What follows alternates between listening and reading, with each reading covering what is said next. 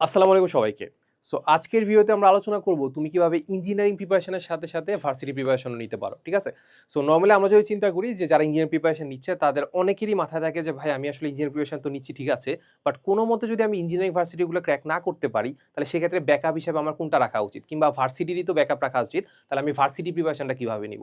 আর অনেকের মাথায় এটাও থাকে যে ভাই না আমি আসলে আ মোটামুটি আসলে আমাদের বুয়েট, চুয়েট, কুয়েট যেকোনো একটাতে আমি চান্স পেয়ে যাব। বাট তারপরেও আমার একটা ইচ্ছা আছে যে আমি ঢাকা ভার্সিটিতে যেকোনো একটা সিট পাবো। ঠিক আছে? সো এইরকম চিন্তা করলে আল্টিমেটলি আমরা আজকের ভিডিওতে আমরা সেটাই আলোচনা করার চেষ্টা করব যে তুমি আসলে ইঞ্জিনিয়ারিং এর সাথে সাথে ব্যাকআপ হিসাবে ভার্সিটি প্রিপারেশন কিভাবে নিবা। ঠিক আছে? সিম্পলি আমি এখানে আরেকটা কথা বলে রাখি যে অনেকেই চায় যে ভাই আমি ভার্সিটি প্রিপারেশন নিচ্ছি। তাহলে ওই ভার্সিটি প্রিপারেশনের সাথে সাথে আমি কি ইঞ্জিনিয়ারিং প্রিপারেশন নিতে পারবো কিনা? কিংবা কাইন্ড অফ হচ্ছে ব্যাকআপ হিসাবে বা একটু ট্রাই করা যায় যে আমি ইঞ্জিনিয়ারিং কোনো একটা ভার্সিটিতে চান্স পেয়ে যাইতেও পারি। আমার কাছে পার্সোনালি মনে হয় যে ওইটা আসলে খুব একটা মানে সহজ কাজ না আরকি। ঠিক আছে? তুমি ভার্সিটি প্রিপারেশন যেহেতু নিচ্ছ, varsity preparation kind of engineering থেকে একটু দূরে। ঠিক আছে? তো সেক্ষেত্রে আসলে আমাদের ভার্সিটি থেকে ইঞ্জিনিয়ারিং প্রিপারেশন নেওয়াটা খুবই টাফ। ঠিক আছে? আচ্ছা। তো চলো এবার আমরা ভিডিওটা শুরু করি। সো আমি যেহেতু বললাম যে ১ম এ যে কথাগুলা বললাম, ওই ক্ষেত্রে কিন্তু আসলে তোমাকে আমরা ২ টা ক্যাটেগরিতে আমরা ভাগ করে ফেলছি। একটা ক্যাটেগরি হচ্ছে যে জাস্ট তুমি কি চাও? তোমার মনে হচ্ছে যে না তুমি আসলে আ ইঞ্জিনিয়ারিং প্রিপারেশন তো নিচ্ছ।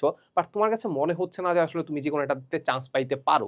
যেহেতু কোনো একটাতে চান্স মানে না পাওয়ার সম্ভাবনা একটু বেশি বা মনে হচ্ছে যে মানে পাবো কি পাবো না এটা একটা সন্দেহ আছে। সো এখানে তুমি চাচ্ছ না ঢাকা ভার্সিটি বা যেকোনো একটা ভার্সিটি একটা ব্যাকআপ হিসেবে রাখবা যে ওইখানে মোটামুটি আমার একটা সিট কনফার্ম হইলো তাহলে আমি বেঁচে গেছি যে না আসলে আমার দ্বারা পাবলিক যেকোনো একটা জিনিস আমি ক্র্যাক করে ফেলছি। এরপরে বাকি জিনিসগুলোর জন্য আমি ট্রাই করব। ঠিক আছে? সো ১ম ক্যাটেগরি যে সিট একটা পাইতে চায়।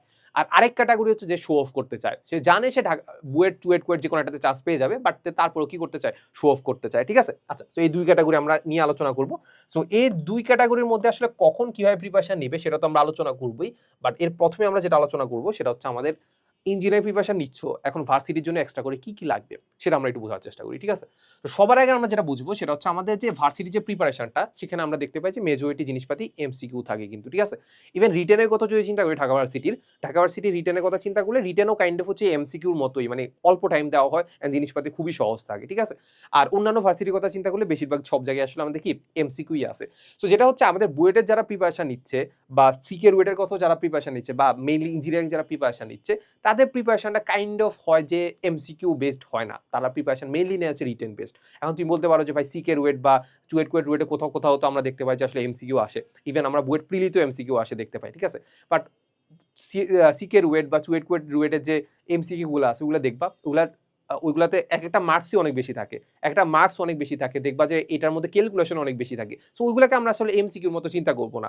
জাস্ট আমাদের একটা রিটেন দেওয়া আছে, ওই রিটেনের মধ্যে অপশন দেওয়া আছে। এভাবে আমরা চিন্তা করব। ঠিক আছে? ওখানে ক্যালকুলেশন কিন্তু ভালোই আছে। ইভেন একটু টাইমও লাগে অনেক বেশি। ঠিক আছে? সো যেটা হচ্ছে আমরা মেইনলি যারা ইঞ্জিনিয়ার প্রিপারেশন নেই, মেইনলি প্রিপারেশন নেয় হচ্ছে রিটেনের। এখন আমরা যখন আমরা ঢাবির পরীক্ষা দিতে যাব বা হচ্ছে অন্যান্য ভার্সিটি পরীক্ষা দিতে যাব সেখানে কিন্তু আমাদের হয়তোবা রিটেন ঐরকম থাকবে না। অবশ্যই ওইরকম থাকবে না।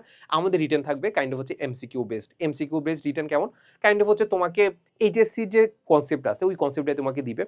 কিন্তু তোমাকে একটু টাইম কম দিয়ে দিবে। অ্যান্ড তুমি কত অ্যাকুরেটলি করতে পারতেছো সেটা দেখবে। ঠিক আছে? সো তোমাকে টাইম কম দিবে, তোমাকে ক্যালকুলেটর ছাড়া করতে দিবে। তারপর হচ্ছে তুমি কত অ্যাকুরেটলি করতে পারতেছো, কত অল্প টাইমের মাঝখানে কত অ্যাকুরেটলি করতে পারতেছো সেটা তোমাকে দেখবে। ঠিক আছে? সো এই ব্যাপারটা আসলে যারা ইঞ্জিনিয়ার প্রিপারেশন নিচ্ছে তাদের মধ্যে একটু অ্যাবসেন্ট থাকে। তারা চেষ্টা করে যে কোনো একটা ম্যাথকে সলভ করবে। কোনো একটা কঠিন ম্যাথকে যত সময় হোক না কেন তত সময় সলভ করবে। ঠিক আছে?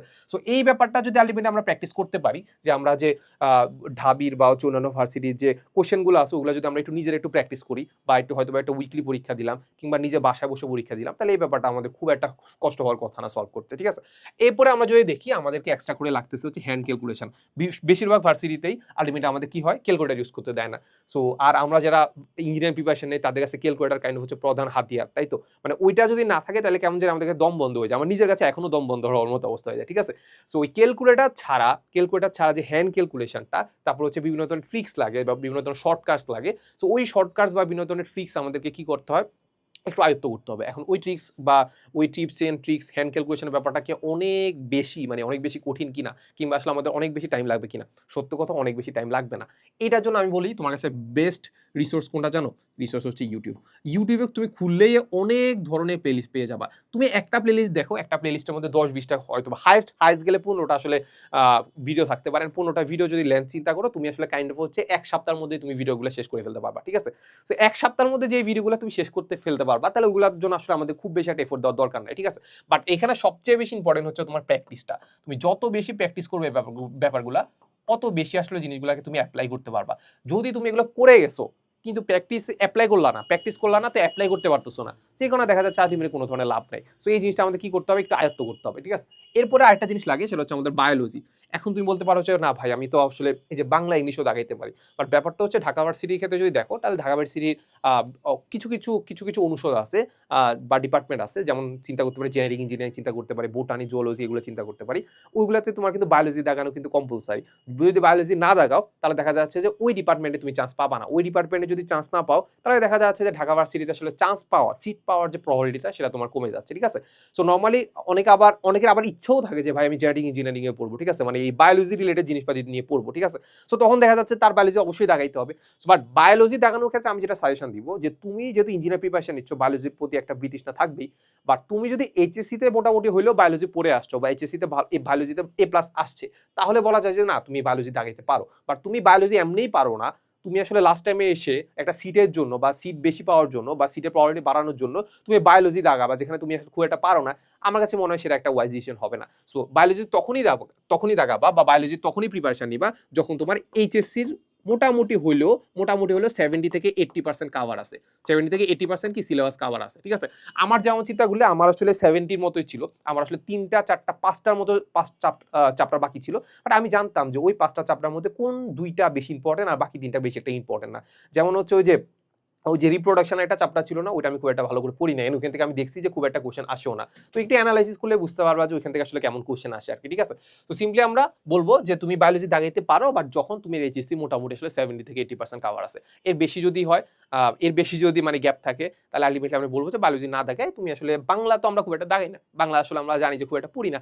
আমরা বেশিরভাগ পড়ি হচ্ছে ইংলিশটা মোটামুটি ওই যে যেটা সাউন্ডস গুড, যেটা একটু শুনতে ভালো লাগে, ওটা আমরা দাগাই ফেলতে পারি। সো এখান থেকে তুমি ইংলিশটা এখান থেকে দাগাই ফেলতে পারো, ঠিক আছে। আচ্ছা, সো তুমি একটু ডিসাইড করবা যে তুমি আসলে বায়োলজি দাগাবা নাকি ইংলিশ দাগাবা, সেই অনুসারে আমরা একটু রুটিন সেট করে ফেলতে পারবো, ঠিক আছে। আচ্ছা, এরপরে আমরা যেটা চিন্তা করতে পারি সেটা হচ্ছে আমাদের রিপিট। তুমি ইঞ্জিনিয়ারিং ক্ষেত্রে যেটা দেখতে পাবা যে আমাদের এখন দেখতে পাচ্ছি যে টাইপও আসলে কমন আসে না, টাইপও আসলে রিপিট হয় না। বাট যেটা আমরা দেখতে পাবো যে ভার্সিটির ক্ষেত্রে কিন্তু টাইপ কমন আসে। টাইপ কমন কি একদম হুবহু ম্যাথও চলে আসে, ঠিক আছে। সো এটা আসলে আমি কখন ফিল করছি, কারণ আমি যখন ঢাকা ভার্সিটি পরীক্ষা দিতে গেছি তখন এর আগে আসলে আমি খুব একটা কোশ্চেন ব্যাংক দেখে যাইনি। বাট যখন পরীক্ষা দিতে গেছি দেখলাম যে আসলে অনেক কিছু একদম কোশ্চেন ব্যাংক থেকে হুবহু কমন চলে আসছে। হুবহু বলতে মানে টাইপগুলো একদম হুবহু কমন চলে আসছে। বের হওয়ার পরে বুঝছি যে পোলাপান যখন বলতেছিল দেখো এই ম্যাথটা তো আসছে, সে তখন আমার কাছে এত রিগ্রেট হয়েছিল সত্য কথা, যে আসলে একটু যদি কোশ্চেন ব্যাংকটা দেখে যাইতাম, আমি পুরো বইয়ের বেসিক না পড়ে কোশ্চেন ব্যাংকটা দেখে গেলেও মোটামুটি আসলে আমি অনেক কিছু কমন পেয়ে যেতাম, ঠিক আছে। সো ভার্সিটিতে ঢাকা ভার্সিটি ধরো টাইপ কমন না আসলো, বাকি ভার্সিটিতে আমি 100% গ্যারান্টি যে তোমার অনেক কিছু তোমার রিপিট আসবে। সো রিপিট আসার জন্য আমাদের কি করতে হবে, রিপিট আসার জন্য আমাদের বেশি বেশি করে ওই ভার্সিটির কোশ্চেন ব্যাংকটা কি করতে হবে, বারবার পড়তে হবে, তাহলে মোটামুটি আমার হয়ে যাচ্ছে। তুমি কনসেপ্ট পারো না পারো কোশ্চেন ব্যাংকগুলো দেখে যাও, তাহলে মোটামুটি আমাদের মোর দেন এনাফ, ঠিক আছে। সো এই জিনিসগুলো আমাদের বাড়তি করতে হবে, এটুকু আমি বলে দিছি। এবার আমরা বলবো যে আমাদের দুইজনের জন্য আসলে আমাদের কি পারফেক্ট। সো প্রথমে যে সিট পাইতে চায় তার জন্য কিন্তু সিট কিন্তু লাগবেই, তার কি ঢাকা ভার্সিটি বা অন্য ভার্সিটি একটা সিট লাগবেই, সে বুয়েট টুয়েট করে নাও হইতে পারে।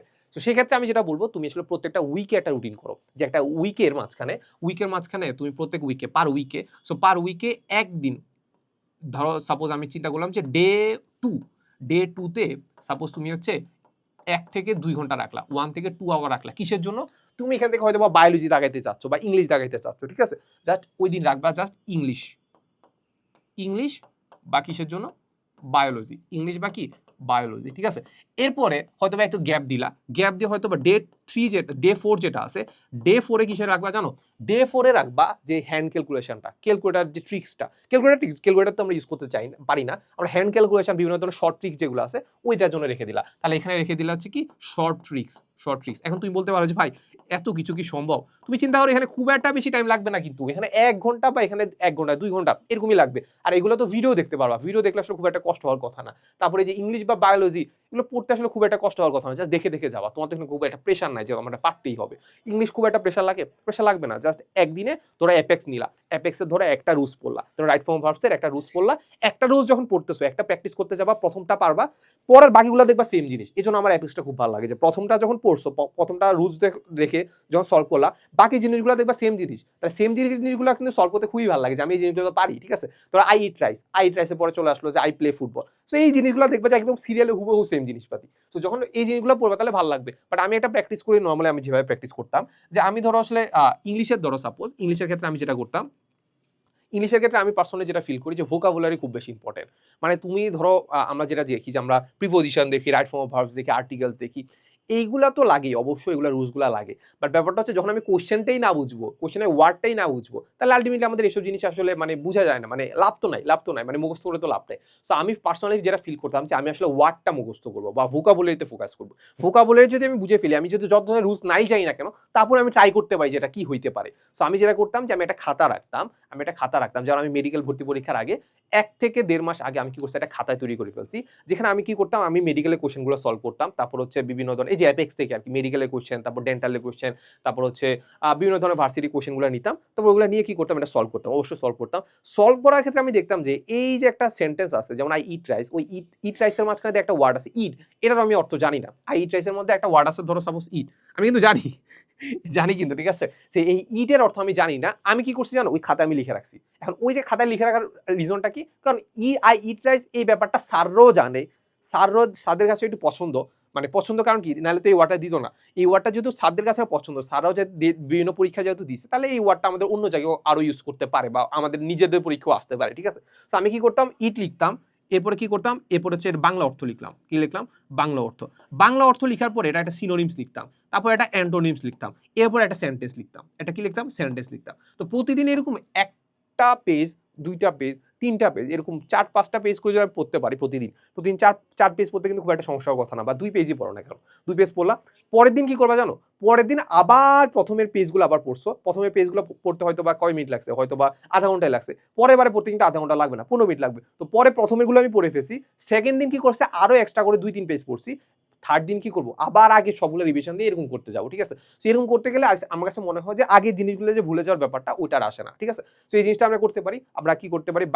বাংলা তো বললাম না, আমি যেটা বলি যে বায়োলজি বা ইংলিশে দাগাবা। সো বায়োলজি আর ইংলিশটা কি করছো? একদিন, প্রতিদিনও করতে পারো চাইলে। বাট আমার কাছে মনে হয় যে প্রতিদিন করাটা এখন খুব একটা হবে না। মানে বুঝতেই তো পারতেছো ইঞ্জিনিয়ার প্রেশার তো ভালোই আছে। সো যেটা করবা যে প্রতিদিন না হলেও উইকে ১ দিন কি করবা? ১ থেকে ২ ঘন্টা তুমি টাইম দিবা ইংলিশ আর বায়োলজির দিকে, ঠিক আছে? এরপরে আসলে কি করবা?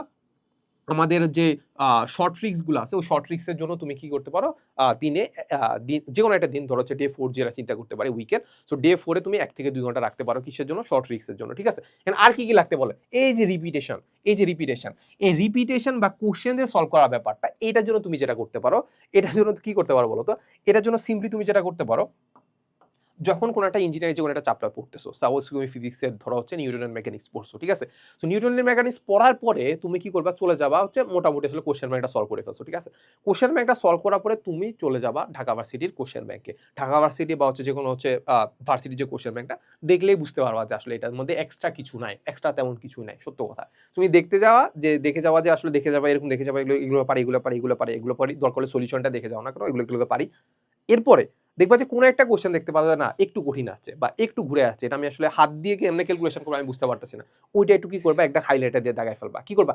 হাইলাইটার দিয়ে দাগায় ফেলবা। যখন দাগায় ফেলতেছো তাহলে ব্যাপারটা হচ্ছে বুঝতে পারলা যে পরবর্তীতে তুমি যে ঢাকা ভার্সিটির জন্য প্রিপারেশন নিবা, তখন জাস্ট এই জিনিসগুলো দেখে গেলেই হলো, ঠিক আছে? সো আহামরি তোমার আসলে প্র্যাকটিস করা লাগতেছে না। তুমি মেইন প্রিপারেশন নিবা কোথায়? এখানে আমি বলতেছি যে এইখানে আমাদের সিট যখন কনফার্ম করতে হবে, 90 থেকে 95% তুমি এফোর্ট দিবা কিসে বলো তো?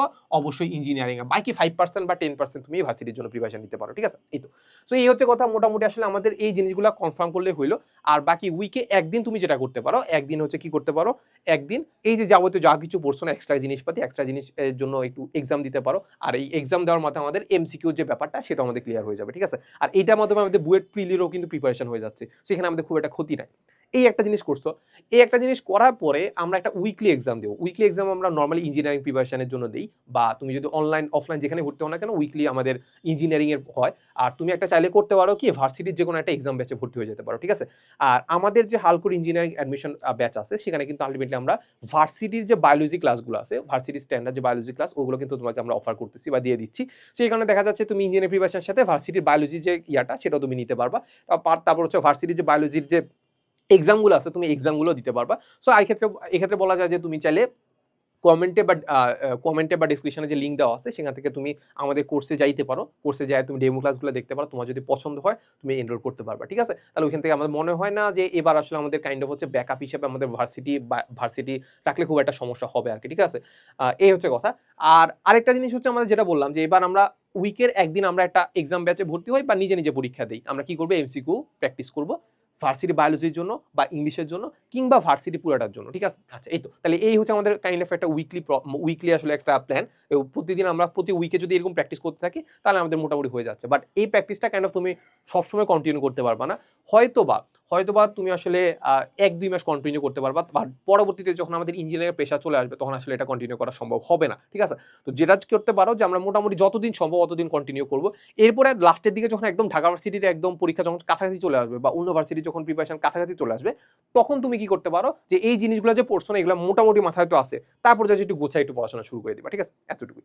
আর যারা শো অফ করতে যাচ্ছ ওইটার জন্য আমি জাস্ট কিছুই বলবো না, জাস্ট কি করবা, 1 মাস, জাস্ট 1 মাস কিংবা 1.5 মাস, 1 মাস কিংবা 1.5 মাস তুমি প্রিপারেশন নিতে পারো, এর বেশি ভাই নিও না। এখানে আমি বলবো যে 95% বা 99%, আমি চিন্তা করতে পারি 99% প্রিপারেশন কোথায় দিবা, ইঞ্জিনিয়ারিং এ 1% ভাই কোথায় দিবা, ভার্সিটিতে। ভার্সিটি প্রিপারেশন নিয়ে ভাই ইঞ্জিনিয়ারিং এর মানে ইঞ্জিনিয়ারিং তোমার যেটা ড্রিম ছিল ওইটাকে আসলে কাইন্ড অফ মানে হারায় লাভ নাই। সো যেটা করবা যে শো অফ করবা, ঠিক আছে, বা শো অফ করার একটা ইয়ে আছে। তুমি যারা শো অফ করতে চাচ্ছ তুমি বাই ডিফল্ট তুমি আসলে কি করবা, তুমি ঢাকা ভার্সিটির জন্য একটা সিট পাবা, সত্য কথা। মানে তুমি যদি তোমার যদি এত কনফিডেন্স থাকে মোটামুটি তুমি ইনশাল্লাহ পেয়ে যাবা, যদি না বেশি কিছু ভুল করো। সো বেশি ভুল করার দরকার নেই, জাস্ট এতটুকুই মাথা রাখবা যে তুমি ওই 1 মাস কি করবা, এই যেগুলো বললাম না এইগুলো একটু কন্টিনিউ করার চেষ্টা করবা। 1 মাস, জাস্ট 1 মাস, 1 মাস কন্টিনিউ করলে মোটামুটি বলা যায় যে তোমার র্যাঙ্কিং আগাবে। আর তোমার র্যাঙ্কিং যদি নাও আগায়, আমি বললাম তো তুমি যদি ভালো প্রিপারেশন নিয়ে থাকো ইঞ্জিনিয়ারিং, তাহলে তুমি 1 বা 2,000-এর মাঝখানে থাকবা, ঢাকা ভার্সিটি 1 থেকে 2,000-এর মাঝখানে থাকলে ভালো সাবজেক্ট তুমি পাবা, ঠিক আছে? এই তো। সো মোটামুটি এতটুকুই ছিল। আর আমাদের কোর্সের ব্যাপারে যেটা বললাম, তুমি ডেমো ক্লাসগুলো দেখবা, ডেমো ক্লাসগুলো দেখে তোমাদের যাবতীয় যা কিছু দরকার তুমি আমাদেরকে এখানে পেয়ে যাবা, কোর্সে পেয়ে যাবা, ঠিক আছে? এই তো। সো দেখা হবে ক্লাসে। আসসালামু আলাইকুম সবাইকে।